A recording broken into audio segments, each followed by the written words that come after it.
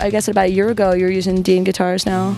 What's that? I mean, what was there a reason for the change, or was it just time for? The contract ended with previous guitar company, and I was intending on going back to Jackson. And Dean had found out that I was a free agent and asked me if I wanted to go there. And we talked about our relationship and the mutuality of what it was going to do and what I could do for them and how we could support the band and going into the metal community, how we could introduce this guitar to young players. And the guitar for me, I think, is a fabulous instrument, very reliable, it sounds great. I found myself on the Heaven and Hell tour, and I noticed while I was on stage, I was like, wow, there's this one part I used to always have a lot of noise during.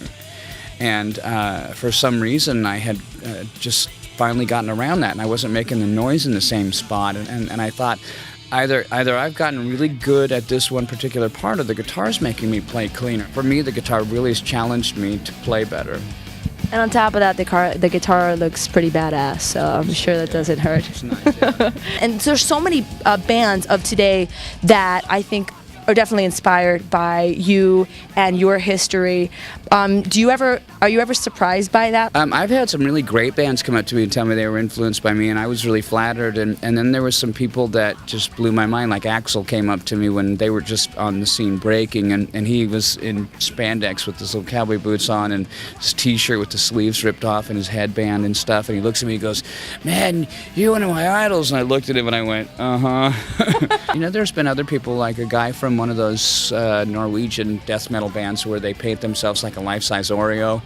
The dude came up with a sword and said, "Dave, you're one of my heroes." I said, "Keep the sword where I can see it." What I want to know was what was the criteria this year? Like, what kinds of bands were you looking for when you were putting together the tour this year? It's still the same as it ever was. It was just bands with great guitar playing in it and musicians that can back up what they say. There's a lot of players that go out there and they have the hype on the record and they can't deliver.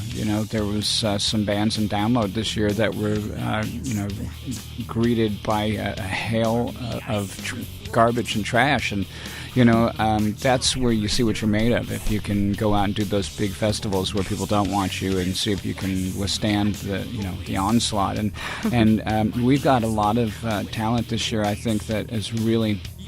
It's exciting. I was watching something on YouTube yesterday of Alexi and his guitar player doing something, some classical thing, and it was really brilliant. And I know a lot of being out with Job for Cowboy. They just supported us overseas, and High on Fire and In Flames. I've heard a lot of their music. I'm really excited about this. I think it's going to be, like you and I have discussed, one of the more exciting Gigantors we've had so far. Sure.